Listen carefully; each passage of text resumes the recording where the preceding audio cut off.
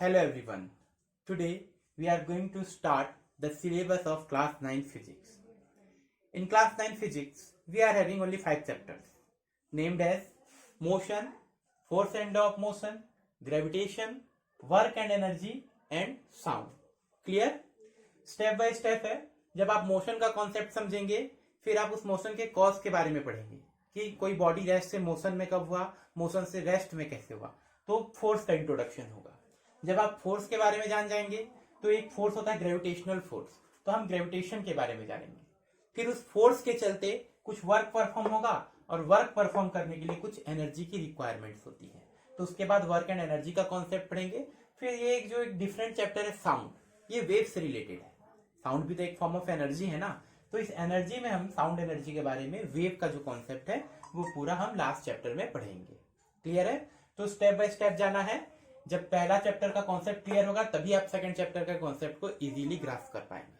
ठीक है, तो हम स्टार्ट करते हैं हमारा चैप्टर 1 मोशन.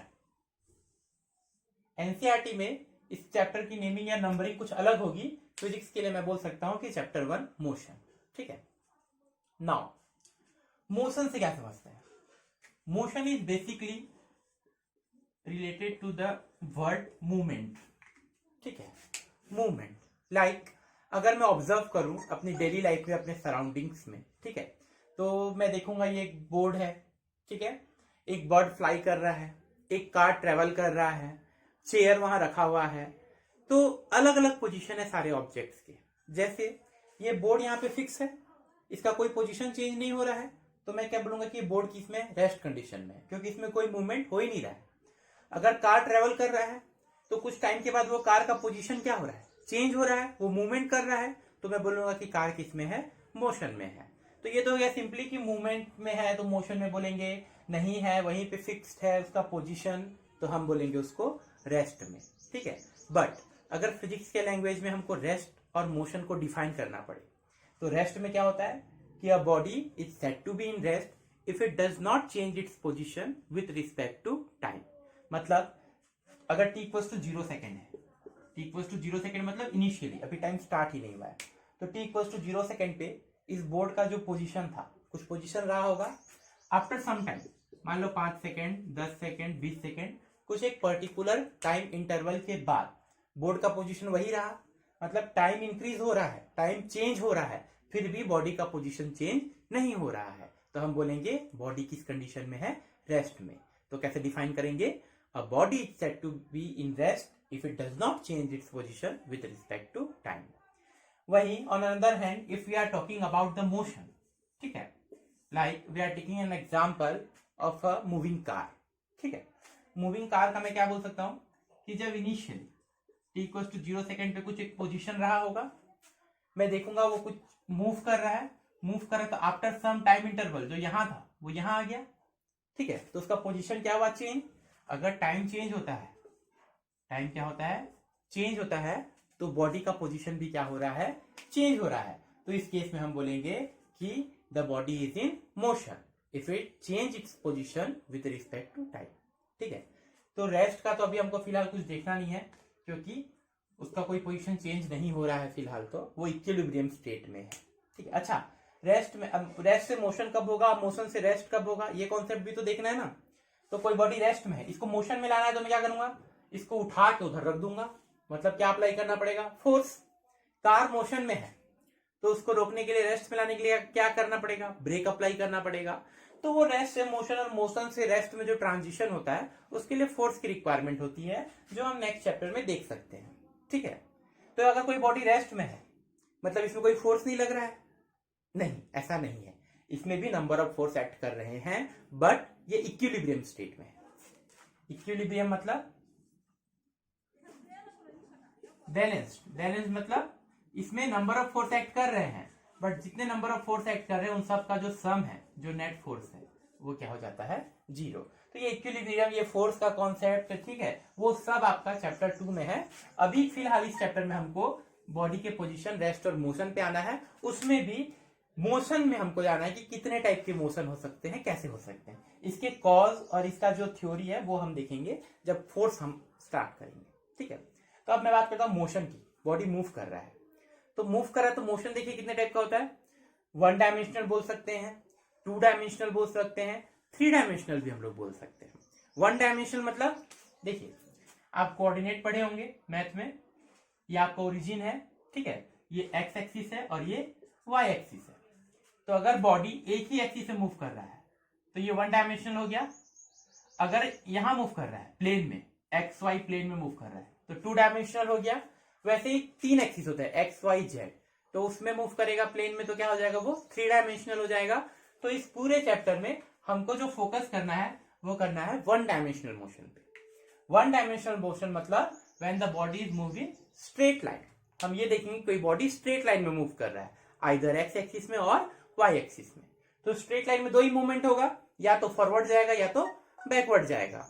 कई बार हमको डायरेक्शन भी यहाँ पे फाइंड आउट करने रहते हैं, तो जब आप प्लेन पे डायरेक्शन को प्रोजेक्ट करेंगे तो आप ऐसा मेंशन करेंगे, ये ओरिजिन ले लेंगे तो आप ये नॉर्थ हो जाएगा अपवर्ड, ये साउथ हो जाएगा, ये ईस्ट हो जाएगा और ये वेस्ट हो जाएगा।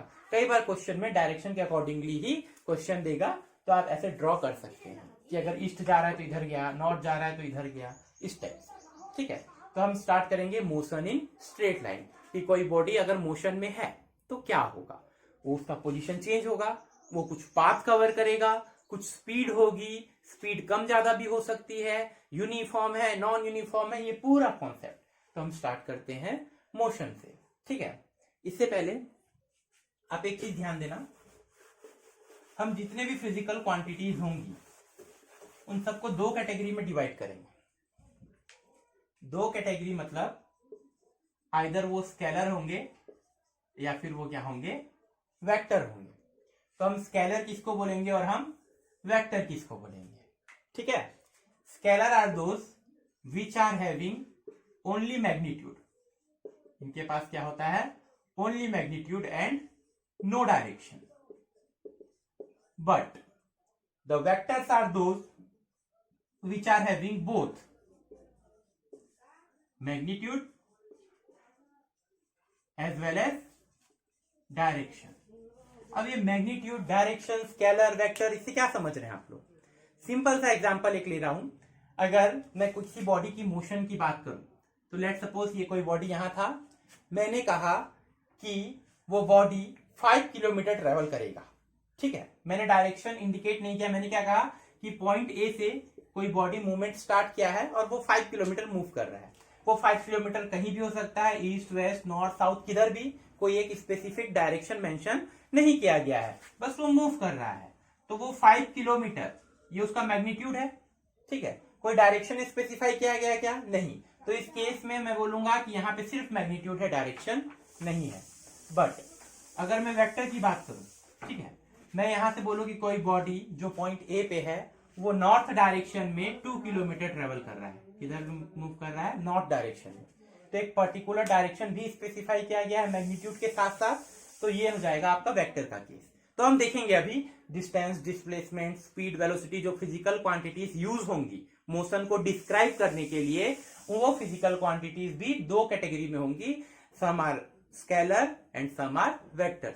स्केलर में हम किसको रखेंगे, जिनका सिर्फ मैग्नीट्यूड होगा, कोई डायरेक्शन पर्टिकुलर, एक कोई फिक्स डायरेक्शन नहीं होगा। और वेक्टर में हम किसको रखेंगे कि जिनका मैग्नीट्यूड तो होगा, साथ ही साथ डायरेक्शन भी होगा, ठीक है। तो देखिए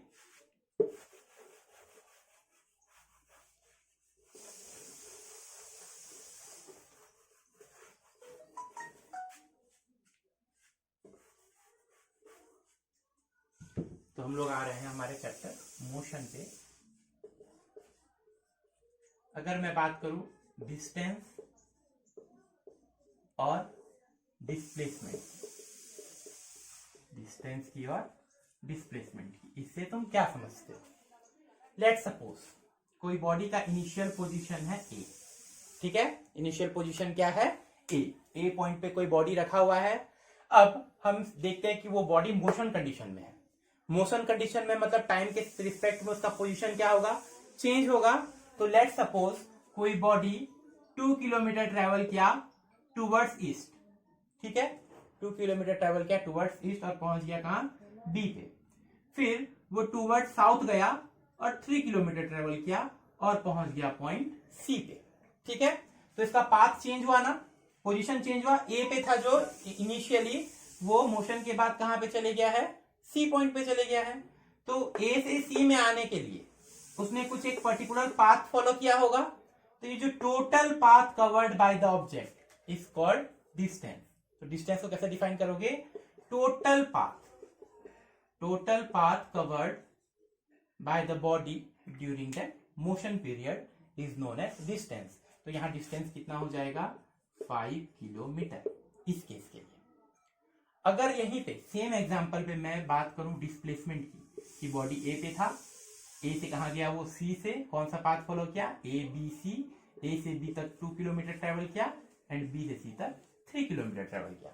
तो ये जो पाथ कवर्ड है ए से बी होते हुए वो सी पहुंच गया। अब इसका इनिशियल पॉइंट क्या था, इनिशियल पॉइंट मतलब जहां से बॉडी अपना मोशन स्टार्ट करता है, और फाइनल पॉइंट मतलब जहां पे बॉडी अपना मोशन एंड करता है। तो जब हम डिस्प्लेसमेंट की बात करते हैं तो हमको इस पाथ से कोई मतलब नहीं होता कि वो कौन सा पाथ फॉलो करते हुए पहुंचा है। डिस्प्लेसमेंट के केस में हमको सिर्फ दो ही चीज जानना था, एक इनिशियल पॉइंट और एक फाइनल पॉइंट। और हम ये देखते हैं कि ठीक है वो ए से बी होते हुए सी पे गया, बट ए से सी का इनिशियल पॉइंट और फाइनल पॉइंट के बीच में क्या कोई शॉर्टेस्ट पाथ है, और भी तो पहुंचा जा सकता है ना। कैसे, डायरेक्ट अगर ऐसे जाऊं मैं, ए से सी जा सकता हूं मैं, तो ये जो है इसके कंपैरिजन में शॉर्ट है, शॉर्टेस्ट डिस्टेंस है ये, ठीक है। तो जितने भी केसेस हो सकते हैं ए से सी तक जाने के, जितने भी रास्ते हैं आप सब देखेंगे, और उन सारे रास्तों में जो सबसे छोटा रास्ता होगा उसी को कहा गया क्या, डिस्प्लेसमेंट। उसको क्या कहा गया, डिस्प्लेसमेंट। तो डिस्प्लेसमेंट मतलब होता है the shortest path covered bye an object during motion. अब इसको फाइंड आउट करो बोलेगा, कैसे करेंगे, ये 2 है, ये 3 है, ये देखिए एक राइट एंगल ट्राइंगल बन जाएगा। यहाँ ये आप इसको परपेंडिकुलर और बेस लेके हाइपोटेन्यूज की वैल्यू पाइथागोरस थ्योरम से निकाल सकते हैं। या मैं एक और इजी कर दूं एग्जांपल, कि वो 3 किलोमीटर सी पे आया, सी से फिर वो 2 किलोमीटर कहां पे आया, डी पे आया, ठीक है। मोशन को अगर मैं डिस्क्राइब करूं, कोई बॉडी ए से अपना मोशन स्टार्ट किया था, 2 किलोमीटर वो ईस्ट के साइड बी पे गया, फिर 3 किलोमीटर वो साउथ के साइड सी पे आया, फिर 2 किलोमीटर वो वेस्ट के साइड डी पे गया। तो इनिशियल पोजीशन था बॉडी का, इनिशियल पॉइंट है ए और फाइनल पॉइंट है डी। इस केस में the distance covered by the body is 2 + 3 + 2 7 kilometre. इस केस में डिस्टेंस कितना हो जाएगा, 7 किलोमीटर। क्यों, क्योंकि डिस्टेंस में हम बस ये देखते हैं कि during motion the total path covered by the body, वो जिधर जिधर से जितना पाथ कवर करेगा वो सारा उसका क्या कवर्ड है, डिस्टेंस। बट अगर मैं डिस्प्लेसमेंट की बात करूं तो ये क्या होता है, डिस्प्लेसमेंट शॉर्टेस्ट पाथ। ये क्या होता है, शॉर्टेस्ट पाथ या shortest distance between initial point and final point. तो देखिए ए से डी के बीच का ये डिस्टेंस हम कवर किए हैं, बट शॉर्टेस्ट पाथ एक और रूट भी तो है ना, ये शॉर्टेस्ट पाथ जो ट्रेवल किया जा सकता है, जो कितना होगा, 3 किलोमीटर।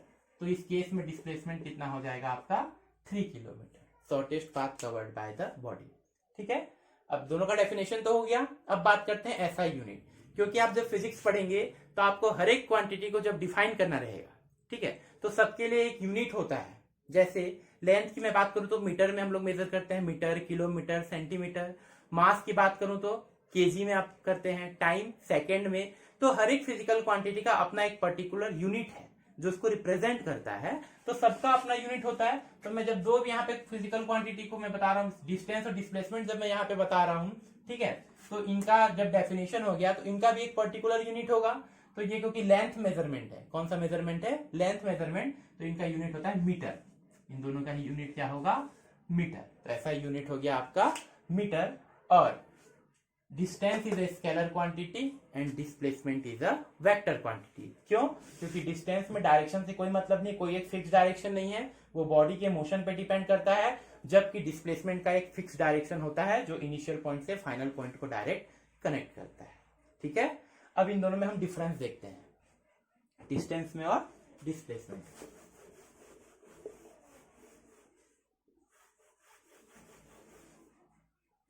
सबसे पहले तो आप इनका डेफिनेशन बता देंगे। डेफिनेशन में क्या, the total path covered by the body during motion is called distance and the shortest path covered by the body during motion is called displacement. ऐसा यूनिट तो मीटर है, तो वो कोई डिफरेंस नहीं हुआ। Distance is a scalar quantity because in distance we did not have any fixed direction, but displacement is a vector quantity because in displacement there is a magnitude as well as direction. Third one, if a body is in motion distance never be zero. Distance कभी भी zero नहीं होगा अगर body motion के condition में है तो. But displacement can be zero. Displacement zero हो सकता है. कैसे? देखिए मैंने कहा था ना, यहां से ये गया 2 किलोमीटर, ये गया 3 किलोमीटर, फिर गया 2 किलोमीटर. डिस्प्लेसमेंट मतलब इनिशियल पॉइंट और फाइनल पॉइंट के बीच का शॉर्टेस्ट पाथ. अगर वो यहां से 3 किलोमीटर ट्रेवल करके वापिस वहीं आ जाए जहां से मोशन स्टार्ट हुआ था, वापिस कहां आ जाए? वहीं आ जाए. If initial point and final point are same, तो उन दोनों के बीच कुछ डिस्टेंस रहेगा क्या? नहीं, तो जीरो. तो displacement can be zero when initial point and final point are same. कोई बॉडी किसी एक पर्टिकुलर पॉइंट से मोशन स्टार्ट किया, घूम फिर के वो वापिस वहीं पे आया, तो डिस्प्लेसमेंट हो जाएगा जीरो. बट डिस्टेंस की वैल्यू रहेगी, वो जितना पाथ कवर करते गया है वो सब डिस्टेंस होगा. जैसे इसमें डिस्टेंस होगा 2 + 3 5, 2 7 + 3 10 किलोमीटर होगा डिस्टेंस, लेकिन डिस्प्लेसमेंट क्या होगा? जीरो, क्योंकि इनिशियल पॉइंट और फाइनल पॉइंट सेम. अच्छा, मैं अगर बात करूं सर्कुलर मोशन की, आर रेडियस का एक सर्कल है, कोई बॉडी यहां से स्टार्ट कर रहा है मोशन और घूम फिर के वापस यहां आ रहा है, तो डिस्टेंस कवर्ड कितना होगा? ये जो पाथ है ये क्या होता है? सर्कल का सर्कमफेरेंस. तो डिस्टेंस होगा 2πr, और क्योंकि इनिशियल पॉइंट और फाइनल पॉइंट सेम है तो डिस्प्लेसमेंट क्या हो जाएगा? जीरो. तो सर्कुलर मोशन में एक कंप्लीट रिवॉल्यूशन के लिए डिस्टेंस कवर 2πr होता है और डिस्प्लेसमेंट क्या होता है? जीरो, क्योंकि इनिशियल पॉइंट और फाइनल पॉइंट क्या होते हैं? सेम. एक और अगर मैं डिफरेंस की बात करूं, ठीक है, तो एक और डिस्टेंस की अगर मैं बात करूं डिस्टेंस और डिस्प्लेसमेंट में, तो हम और क्या बोल सकते हैं? Distance never be less than displacement. ये डिस्प्लेसमेंट से कभी छोटा नहीं होगा. And displacement never be greater than distance. ये डिस्टेंस से कभी बड़ा नहीं होगा, क्योंकि शॉर्टेस्ट पाथ है तो हमेशा बड़ा कौन रहेगा? डिस्टेंस. मैग्नीट्यूड इसका लार्जर रहेगा एज कंपेयर टू डिस्प्लेसमेंट. तो ये कभी भी स्मॉलर नहीं हो सकता, ये कभी भी लार्जर देन डिस्टेंस नहीं हो सकता. But they both may be equal. वो दोनों इक्वल हो सकते हैं. कब होंगे इक्वल? डिस्टेंस और डिस्प्लेसमेंट इक्वल कब होंगे? When the body travels in straight line. जब कोई बॉडी स्ट्रेट लाइन में मूव करेगा तो जो डिस्टेंस होगा वही क्या होगा? आपका डिस्प्लेसमेंट. कैसे? जैसे ए से स्टार्ट किया है, 2 किलोमीटर ट्रेवल करके बी पे गया, तो डिस्टेंस कवर 2 किलोमीटर हो गया. इनिशियल पॉइंट ए है, फाइनल पॉइंट क्या है? बी है. तो इन दोनों का शॉर्टेस्ट पाथ और कहां होगा? इससे और कोई शॉर्टेस्ट पाथ आप बना ही नहीं सकते. Straight line is shortest path, ठीक है, ए और बी का. तो शॉर्टेस्ट पाथ भी वही है जो आपका डिस्टेंस में जो वो टोटल पाथ कवर किया था. तो इस केस में if a body travels in a straight line the distance is equal to the displacement. Okay, ठीक है. और डिस्टेंस नेवर भी निगेटिव, जबकि डिस्प्लेसमेंट पॉजिटिव, नेगेटिव, जीरो सब हो सकता है. डिस्टेंस पॉजिटिव होता है. ये हो गया आपका डिफरेंस. अब ये तो हम डिस्टेंस और डिस्प्लेसमेंट को अच्छे से इंट्रोड्यूस कर चुके हैं, ठीक है. अब हम लोग आगे देखेंगे कि हमारा जो मोशन है वो दो टाइप से मैं बोल सकता हूं, एक यूनिफॉर्म और एक नॉन यूनिफॉर्म मोशन. ठीक है, एक होगा आपका यूनिफॉर्म मोशन और एक होगा आपका नॉन यूनिफॉर्म मोशन. ठीक है, तो यूनिफॉर्म और नॉन यूनिफॉर्म. यूनिफॉर्म मतलब यूनिफॉर्म, आप सब यूनिफॉर्म में स्कूल आते हैं, मतलब ड्रेस नहीं ना. यूनिफॉर्म मतलब इक्वालिटी, इक्वल, सेम, यूनिफॉर्मिलिटी बोलते हैं ना. नॉन यूनिफॉर्म मतलब जो अनइक्वल होगा. तो मोशन में कैसे? लाइक मैं अभी सरायपाली पे हूं, ठीक है, मेरे को जाना है रायपुर. सरायपाली से कहां जाना है मेरे को? रायपुर. ठीक है, तो यहाँ पे बहुत सारे स्टेशन आएंगे बीच में. क्लियर? अब क्या हुआ कि मैं यहां से यहां तक डिस्टेंस है 30 किलोमीटर. 30 किलोमीटर के इंटरवल में मैंने बहुत सारे स्टेशन बना दिए. क्लियर यहाँ पे? अब क्या हुआ कि पहला 30 किलोमीटर को मैं ट्रेवल कर रहा हूं 1 आवर में, सेकेंड को कर रहा हूं 2 आवर में, थर्ड को कर रहा हूं 3 आवर में. तो वो क्या यूनिफॉर्मिलिटी दिख रही है? नहीं. अगर मैं सारे इक्वल डिस्टेंस वाले स्टेशन को इक्वल टाइम में कवर करूं the equal distance covered in equal time interval, तो उस टाइप के मोशन को क्या बोलेंगे, यूनिफॉर्म मोशन। बट अगर इक्वल डिस्टेंस जो है वो अनइक्वल इंटरवल ऑफ टाइम में कवर होते हैं, लाइक फर्स्ट का 30 किलोमीटर 1 आवर में हो गया, सेकंड का 30 किलोमीटर 2 आवर में हो गया, फिर जो 30 किलोमीटर है वो हाफ एन आवर में हो गया, और फिर जो 30 किलोमीटर है वो 3 आवर में हो गया। ठीक है, तो इक्वल डिस्टेंस है बट अनइक्वल टाइम इंटरवल में वो जा रहा है। ठीक है, तो उसको हम बोलेंगे नॉन यूनिफॉर्म मोशन। और equal distance, if a body covers equal distance in equal interval of time, then the body is said to be in uniform motion. If it does not obey this thing, या फिर हम बोलेंगे कि if a body does not cover equal distance in equal interval of time, then the body is said to be in non-uniform motion. तो non uniform में speed क्या होगी, कम ज्यादा होगी, चेंज हो सकती है, जबकि यूनिफॉर्म में क्या होता है, स्पीड जो होता है वो क्या होता है, कांस्टेंट रहता है, सेम रहता है। तो अगर आप बाइक से ट्रेवल कर रहे हैं तो क्या आप यूनिफॉर्मिलिटी मेंटेन करेंगे? स्पीड का जो कांटा है वो चेंज होता है ना, एकदम 60 पे तो नहीं रहेगा, रोड पे डिपेंड करेगा, कभी ज्यादा हो जाएगा कभी कम। तो अगर आप कार में मूव कर रहे हैं, कहीं जा रहे हैं, बाइक में जा रहे हैं, तो उसको हम कहेंगे क्या, non uniform motion. Uniform motion का आप एग्जांपल बताइए। The sun revolves around the earth revolves around the sun. ठीक है, तो अर्थ जब सन के अराउंड रिवॉल्व करता है तो यूनिफॉर्मिलिटी है ना, 365 डेज में एक रिवॉल्यूशन कंप्लीट।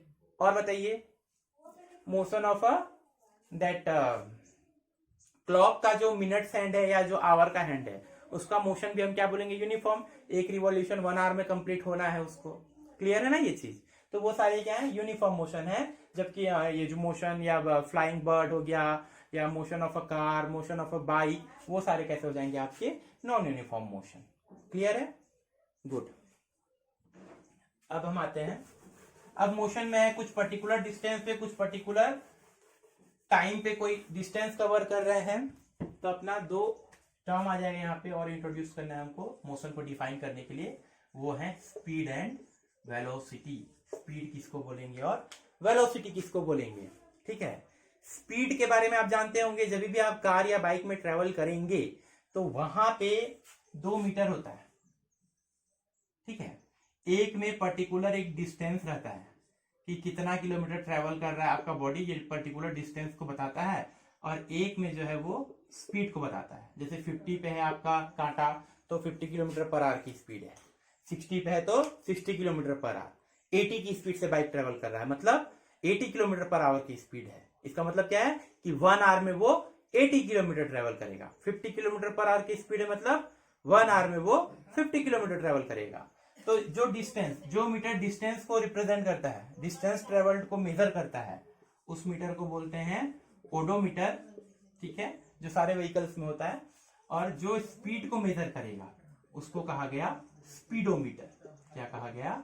स्पीडोमीटर। तो ये ध्यान देना। ठीक है, अब हम बात करते हैं स्पीड की, कि स्पीड से हम क्या समझते हैं। तो let's suppose speed is defined as the total distance covered by the body into given time interval. Speed को हम कैसे डिफाइन कर सकते हैं? the total distance covered by the body into given time interval. like अगर कोई body 20 kilometre को 2 our में कंप्लीट कर रहा है, if the distance of 20 kilometer is covered in 2 hours, then the speed of the body is distance traveled per unit time interval. तो distance था kilometre में और टाइम किसमें था? आवर में। ठीक है, तो हो जाएगा 2 1 जा 2 10 जा, तो ये स्पीड कितनी हो गई? 10 किलोमीटर पर आवर। तो speed can be defined as the distance covered by the body into given time interval. अब बात करते हैं इसका एसआई यूनिट का, कि इसका एसआई यूनिट क्या होगा? डिस्टेंस का यूनिट क्या होता है? मीटर, और टाइम का सेकेंड। तो इसका एसआई यूनिट क्या हो गया? मीटर पर सेकेंड। और क्योंकि distance is a scalar quantity, तो स्पीड भी क्या होगा? एक स्केलर क्वांटिटी होगा। ठीक है, अब हम बात करते हैं किसकी? वेलोसिटी की। तो वेलोसिटी क्या होता है पता है? The displacement covered into given time interval. Displacement covered into given time interval. ठीक है, तो जो displacement into given time interval करेंगे आप, तो आपको क्या मिल जाएगा? वेलोसिटी। इसका भी यूनिट होगा मीटर पर सेकेंड, और ये क्या है? वेक्टर क्वांटिटी है। ये क्या है? एक वेक्टर क्वांटिटी है। जैसे उस ये केसेस में अगर स्पीड को ट्रेवल करते टाइम जो टाइम लग रहा है, मतलब सॉरी डिस्टेंस ट्रेवल करने में जो टाइम लग रहा है वो स्पीड हो गया, और ये डिस्प्लेसमेंट को कवर करने में जो टाइम इंटरवल लगा डिस्प्लेसमेंट बाय टाइम, वो क्या हो गया आपकी वेलोसिटी, और डिस्टेंस बाय टाइम क्या होगी आपकी, वो होगी आपकी स्पीड हो गई। ये तो यूनिफॉर्म मोशन। अगर नॉन यूनिफॉर्म है, स्पीड क्या हो रहा है, चेंज हो रहा है।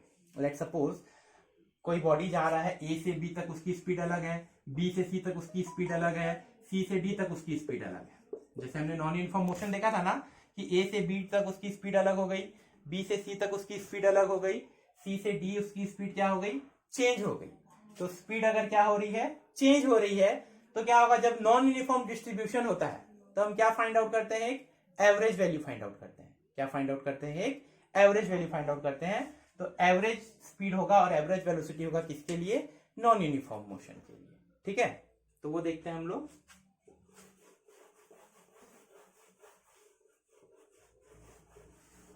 तो जब भी हम नॉन यूनिफॉर्म मोशन की बात करेंगे तो we have to find out the average speed and average velocity. तो एवरेज कैसे फाइंड आउट करते हैं, the total distance covered, the total distance covered into total divided by total time interval in given time interval. ठीक है, कैसे, A से B से C से D, complete distance divided by जो इसको कवर करने में जो कंप्लीट टाइम लगा है, total distance by total time interval, वो क्या निकल जाएगा आपका एवरेज स्पीड, यूनिट वही होगा मीटर पर सेकेंड, और एवरेज वेलोसिटी क्या निकालेंगे आप, डिस्प्लेसमेंट। डिस्प्लेसमेंट को टोटल नहीं बोलेंगे ना, क्योंकि डिस्प्लेसमेंट तो एक ही होगा। ठीक है, डिस्प्लेसमेंट क्या होगा, एक ही होगा, इनिशियल पॉइंट और फाइनल पॉइंट के बीच का जो शॉर्टेस्ट पाथ होगा, और उस डिस्प्लेसमेंट को कवर करने में जो टोटल टाइम लगेगा, इस केस में जो टाइम है ना वो आप टोटल टाइम को ही कंसीडर करेंगे, वो हो जाएगा एवरेज वेलोसिटी। इसका यूनिट भी क्या होगा, मीटर पर सेकेंड। ये स्केलर है, वो वेक्टर है। जो भी डिफरेंस डिस्टेंस और डिस्प्लेसमेंट में देखे थे वो स्पीड वेलोसिटी, एवरेज स्पीड और एवरेज वेलोसिटी में सेम रहे। ठीक है, तो इसके आगे का टॉपिक